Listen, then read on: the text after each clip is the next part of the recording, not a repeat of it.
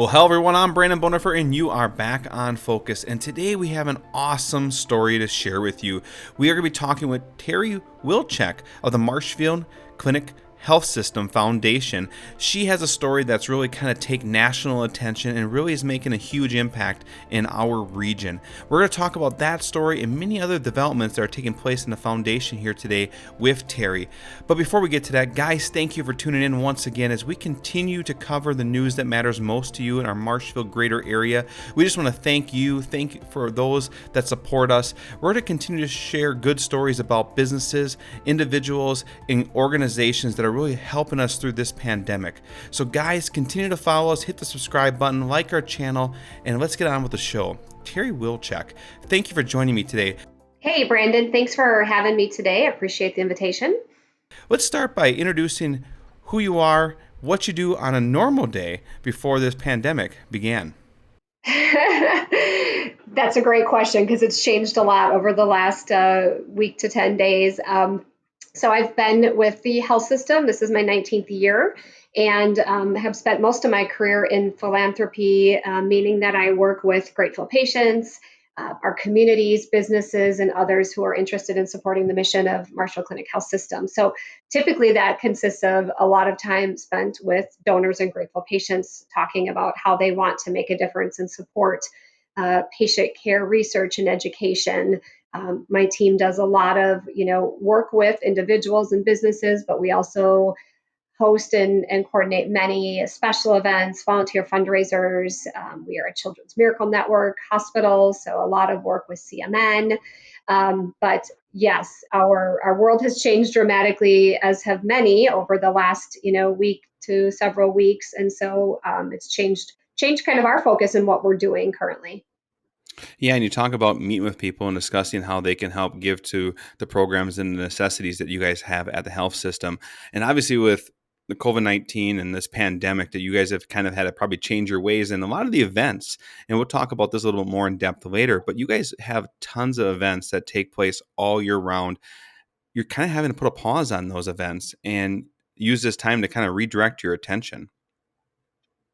Yeah, it's definitely changed the way we've done business. We have had to postpone, all of our special events, gatherings, board meetings, you name it. It's also, changed our ability to have individual personal contacts with our grateful patients and businesses and others. Certainly, number one, out of concern for health reasons and just following the the state's mandate on staying home. So we're resorting to lots of phone calls, trying to keep lots of personal interaction happening. But it's certainly been a dramatic shift for us. So as your need is changing, you guys have made a shift in trying to get fulfillment of some of the needs that are out there. And we've seen across media over the last week that there's a need for PPE. When you learned about this, what first went through your mind? Well, it was something brand new to us, something that we've never been asked to try to secure before. But knowing the urgency of PPE, which is personal protective equipment, which is things like N95 masks and gloves and other things that our healthcare providers and workers use on a daily basis, it was something that we said, yeah, let's see what we can do because we have great relationships with businesses and companies. We just started making calls, making contacts, and asking them to consider providing any supply that they might have on hand. If their business has changed, their needs have changed, they've maybe had to close, perhaps they've been willing to part with some of their supply. And we've had some really nice response from some construction companies, local businesses, and others who have stepped up and said, we have this. It's more important that the healthcare workers have it right now, and have been willing to share those things with us. So it's probably it is probably the most important thing we can find right now, because that shortage is urgent. And our healthcare providers who are on the front lines caring for people who maybe have been exposed to COVID, test positive for COVID, or are in critical condition, we need to keep our healthcare workers safe, because we need them healthy to provide care to our patients. So if you're a business out there and you're listening, you might have some of these supplies. Teri, what are some of the necessary supplies that you guys need? You mentioned gloves, you mentioned masks, you mentioned N95 mask. Uh, what are some of the essentials that you guys are still looking for today? And how does someone connect with you if they potentially have a donation or a supply they're willing to provide you? Yeah, so probably our most urgent need is the N95 masks. They are used by healthcare providers daily, and they are, you know, worldwide a shortage right now. So those N95 masks are absolutely critical. We're also in need of gowns, gloves, um, any other protective eye equipment. We are currently partnering with some local businesses who are going to be making some protective shields, face shields for us. So those are probably the most urgent needs.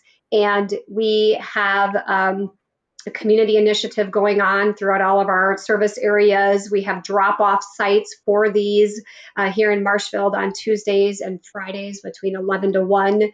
We are accepting homemade masks for patients and then also accepting PPE. All that information is on our website, the Marshfield Clinic Health System Foundation giving page, and I can share that with you. But people can go to that website, contact us, and we can make arrangements for how that could be delivered. Now, this morning you posted something on social media that today alone, or was it yesterday, that you collected over 1,600 homemade masks. Is that true? Yeah, and the numbers growing by the minute. So, how did that campaign start? I mean, from what I saw, I think it was late last week over the weekend, there was a circulate of information out there that you guys posted about these masks. You guys had actually provided a template, and I know even some um, fabric places in the area even help cut some of those masks. I mean, how did that idea come up with, or what made you think through that, or what was your inspiration behind it? Well, we know as our patients come into our facilities, many of them should be wearing a mask if they are at risk, and certainly to protect themselves and to protect our workers. But recognizing the shortage of PPE and the need to save that for our healthcare workers, the CDC gave some guidance and really said that during a time of crisis, a great response option is for patients to use homemade fabric masks when other supplies have been exhausted. And so, normally we have masks at our location just in little stands for patients to grab, but there just aren't enough to give to patients. So the homemade mask is a great way to keep them, safe and to keep our staff safe. And so it kind of a buzz started about it a little bit, and our chief medical officer, Dr. Bill Melms, and Tammy Simon, our vice president from our Institute for Quality and Patient Safety, reached out and said, hey, what do we think we can do about this? And it was at the same time that we had to put a pause on our volunteer services programs in all of our centers. So, here alone in Marshfield, we have nearly 400 to 500 volunteers who are in our facilities, helping do all kinds of things, working at our, reception desks in our lobby and family waiting room, and volunteers who are up in our nursing units, helping stock supplies, and in our pharmacies. And I mean, we have volunteers that impact our health system, 7 days a week, and we, because of health concerns, had to tell all of them that they couldn't volunteer at this time. So we decided to reach out to them and engage them in doing some of these home projects, and then really did a massive push out to all social media outlets to say, hey, people are home. Many people have the talent to sew, and it is a great time for them to find a way to help.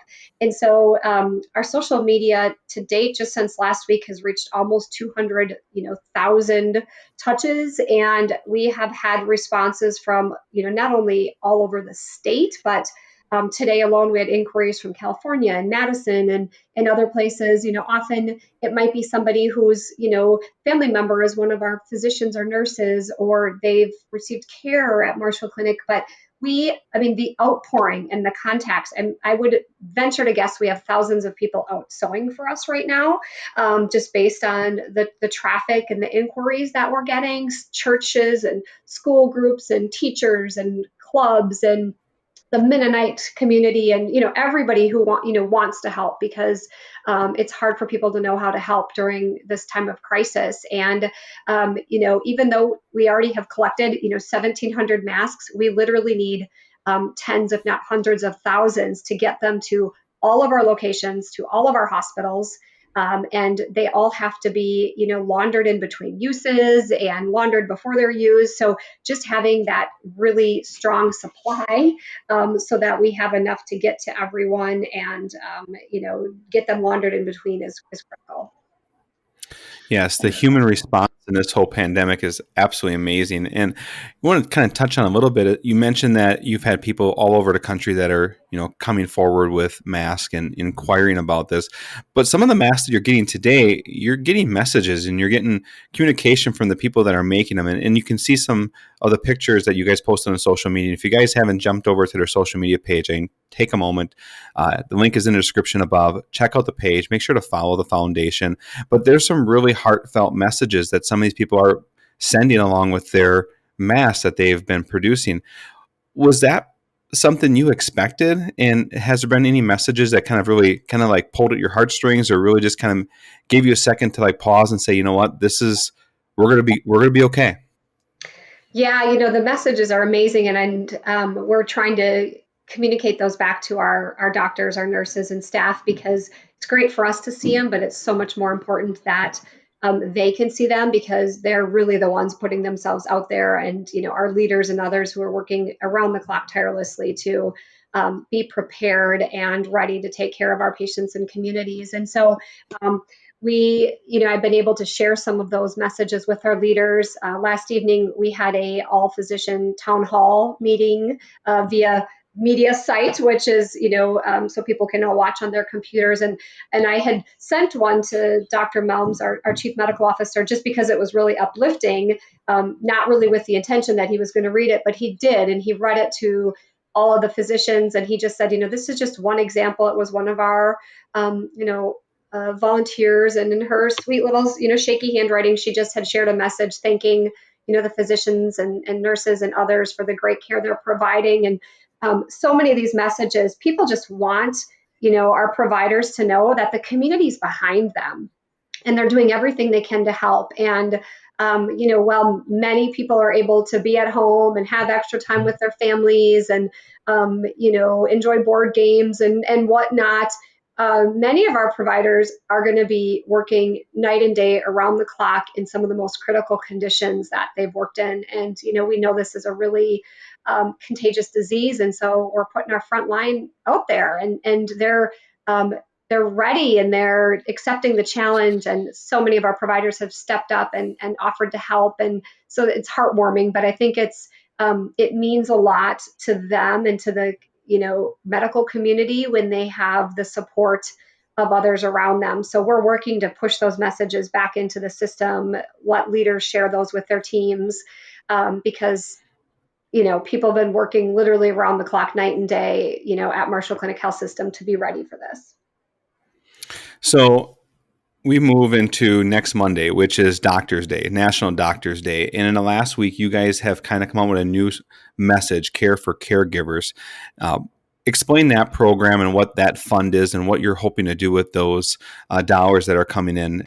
Brandon, we've had so many people who've said, how do I help? What can I do? And it's hard to, sometimes it's hard to know what to tell people. And so knowing that our communities are so generous, that our patients are, our grateful patients and business leaders and others want to help, we knew that it would be important for us to give them an opportunity to help. And so, we kind of talked internally and spoke with our leaders about what are our needs, what are things that are going to be immediate, and ways that we can make a difference, through philanthropy. And so we created a new initiative, and this is, as you mentioned, called Care for Our Caregivers, and it's an opportunity for anyone to make a gift, to make a philanthropic gift, and those funds will be used to help us care for our frontline caregivers and all of the staff who are working,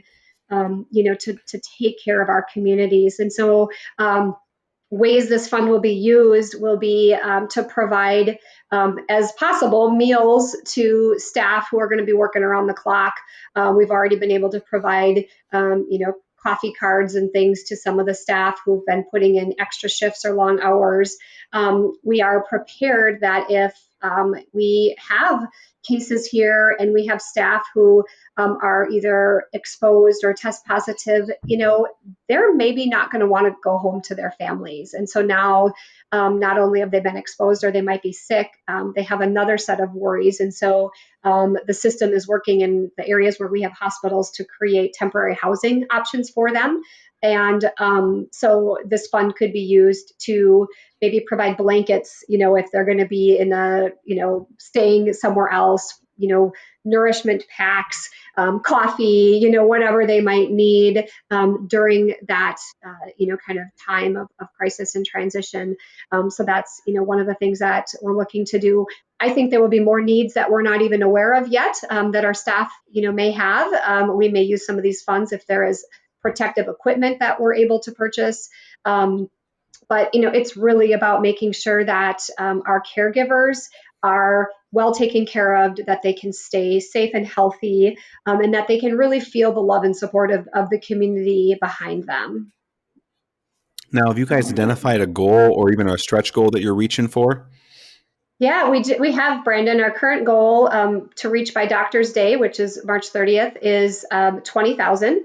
We're over halfway there. We have a great matching challenge today. Our Weiler's convenience stores, Wayne and Kelly, have made a gift of $1,000 today as a match. So if we raise 1,000 today, they'll make that gift. So today's a great time for people to consider giving. And if you go out and look at the Care for Our Caregivers page, there's so many fantastic comments. I'm just looking at one of them from one of our retired physicians that says, thank you to all of our frontline personnel who have so tirelessly served our sick and vulnerable population during this time of national crisis. You are our heroes. I just think that there's just the support and what this fund means, not only the dollars, but really just the love and care that's coming around along with it is meaningful. Just a great way to help take care of our providers, not just here in Marshfield, but in all of our regions. We have hospital locations in Rice Lake and Eau Claire and, soon to be open in Minocqua and Beaver Dam and everywhere. And so this fund is going to help all of them. Yeah, and Teri, you mentioned that today is Wednesday for those that are listening, and this match with Weilers is going to go on throughout the whole day. So a little pressure on me to get this podcast up, but we'll get it on the next few hours. So up in the description, you guys are definitely going to be able to jump over and go to the justgiving.com and see how you can participate in that if you wish to. And even just go over and browse some of the comments. I mean, there's people that are giving $10, $25, $50, and more than that. And a lot of people are donating anonymously, but then there's also individuals that are putting out messages and just giving acts of encouragement. I think, especially during this time, I think it's worthwhile to look at it and see how people are connecting as we work to distance ourselves. I think people are doing more and more to try to connect with themselves. And you mentioned earlier in the show that we talked about you guys doing more meetings remotely. How has that impacted your ability to communicate with your staff and with getting the communication out there that you need to keep your mission moving forward?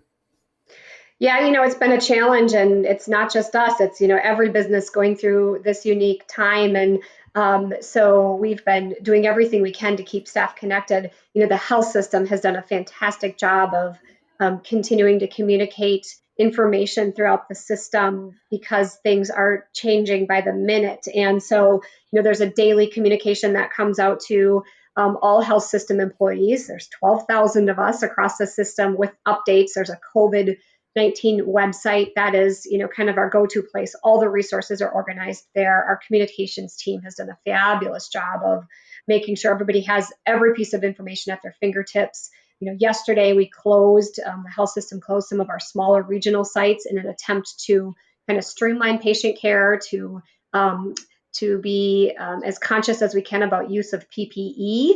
And so having less centers, open will help with that, but just also, just trying to streamline things because we've had to stop, almost all of our elective cases and procedures. And but yet we're also transitioning to telehealth and have been able to provide patients with some really great new opportunities for patient visits via FaceTime and Skype.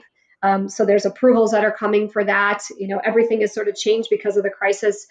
We don't want patients coming in because of risk of exposure, but we also need to make sure we're here to take care of them if it's something that needs to be cared for. So it's not only changing the way we're kind of meeting and communicating, but it's also changing just the way we're delivering healthcare, which is exciting because, as we serve, an elderly rural population, and everything we can do to provide outreach is important. But for my team specifically, we've been doing, there's 25 of us. We've been doing a daily phone call, just a quick 15-minute huddle, get everybody on the phone, make sure everybody's aware of the changes, priorities, things we're working on, and the system has been really encouraging, transparency, lots of communication, pushing of information, through so everybody's aware, because things from visitor policies to, services is changing by the minute. And so I think it's really encouraged us to communicate differently, as it has, with all businesses. But, we're certainly trying to touch base with our donors, our board and others, and, let them know what we're doing to respond and how we're working to help, which is much different than it's been in the past. But, letting them know we're concerned about them and we care about them, and, we're here to take care of our community. And if you guys are able to get on and take a look at marshfieldclinic.org/giving, you're going to get a whole synopsis on what the foundation does, not only in the Marshfield area, the central Wisconsin area, and really the Wisconsin Midwest region. And I'm sure, Teri, at some point we'll do another chat and we'll kind of go through some of those different programs as we kind of make a transition here at some point. But at the moment, we talked about events being on pause. And, there's still a lot of events that you have planned for this year. And at some point, hopefully we'll get to move forward with some of those events. How are you connecting with people that are interested in being a part of those events, contributing to those events? And if people are out there listening and say, hey, I want to still get involved at some point this year, what's the best way for them to connect with you? Yeah, all of our events and information's all on our website. We're continuing to communicate with our event attendees, our sponsors. We had to cancel a lot of our events, or postpone, I guess I should say, and we're sort of reevaluating that on a daily basis, trying to determine, which events we will be able to reschedule, when we might be able to reschedule those. I think we're going to see a surge of fundraising events in the summer and in the fall, because so many nonprofits rely on those for revenue, and that people want to do those. And so it will be interesting to see. I think we're going to go from a time of not being very busy to be extremely busy. But our hope is that we've currently canceled everything through the end of May, or postponed. And, we'll be revisiting that on a weekly basis. And I talked with, Tiffany Halen yesterday, our director of operations, who oversees all of our special events. And, we're hopeful that many of them we can reschedule. Many of them have awesome followers who are really dedicated to our Children's Miracle Network events. But right now, we're going to be rolling out some ways for people to stay connected and involved via social media, some different kind of online options. People are sort of thriving, or thirsting, I guess is a better word. People are really looking for ways to stay connected. And so we're trying to come up with some creative ways for our event attendees to stay connected to our mission. But it's certainly a challenge. And we're hopeful by the time it's time for Mike's Run in June and some of our other events, we'll have crowds of people together again. Well, Teri, thank you so much for taking a part and being on this call with us. I know you have a lot to do, and there's a lot of things that are taking place in our greater community, and people are really responding to some of the needs that are out there. But there's additional needs. We've not really touched on some of the other ways people can get involved, but those that maybe want to go beyond or do something different than we already talked about, what's out there for people that are at home to still do to help feel connected and feel like they're providing for those that are in need at this time? Yeah, well, if you're not able to sew face masks, because we know not everybody knows how to sew, and so many people are supporting our Care for the Caregivers efforts, but there are other needs, within people's communities. Blood donations are down right now, but the need is high, and so if you are an eligible blood donor, please consider giving. That is an essential service. And certainly all of our blood centers are taking extra precautions to keep people distanced and safe. But if you're able, please consider giving blood. I'll just remind people that so many of our volunteers, our patients, our community members are feeling isolated. So just my personal advice, take a minute to pick up the phone and call someone, drop them a card. There's a lot of people who this is a really difficult time for. So that outreach and taking care of one another, I think is, so important right now. But people can certainly continue to follow our website and our social media. We'll continue to share ways that people can help and support our caregivers, because what we need today is probably going to change in the days ahead. And so we just appreciate everybody's ongoing support and their thoughts, because that is really important at this time. Well, Teri, I appreciate everything you guys are doing. Pass on that thanks to your team. And as you connect with others, if there's messages that you want to share, count on us to help communicate that message as we move forward. Guys, if you enjoyed this podcast, hit the subscribe button. Check out the description. There's a lot of helpful tips in there, a lot of helpful links. Go ahead and follow the Foundation's Facebook page. They have almost daily activity out there. And if you're looking to stay connected with Teri and her team, that is probably one of the best ways to do so. Thank you, Teri, for being on this show. Any last words before we go? Just another message of gratitude to our communities. We know we have amazing people here, and people have just stepped up in unbelievable ways. And I know we're not going to be able to touch and find every person who's done something during this time, but I just want to reinforce, on behalf of the health system, how truly grateful we are. Whether someone's donated PPE, made masks, made a gift, send well wishes, it truly takes a village. And throughout all of our health system, we've had amazing response. So it just a significant thank you. Take care to people, be safe, stay healthy, take care of your friends and family, and just know how much you're appreciated. Well, very well said, Teri. And with that being said, guys, thank you for tuning in for another episode of On Focus. Until we see each other again, I'm Brandon Bonifer, and have a great day.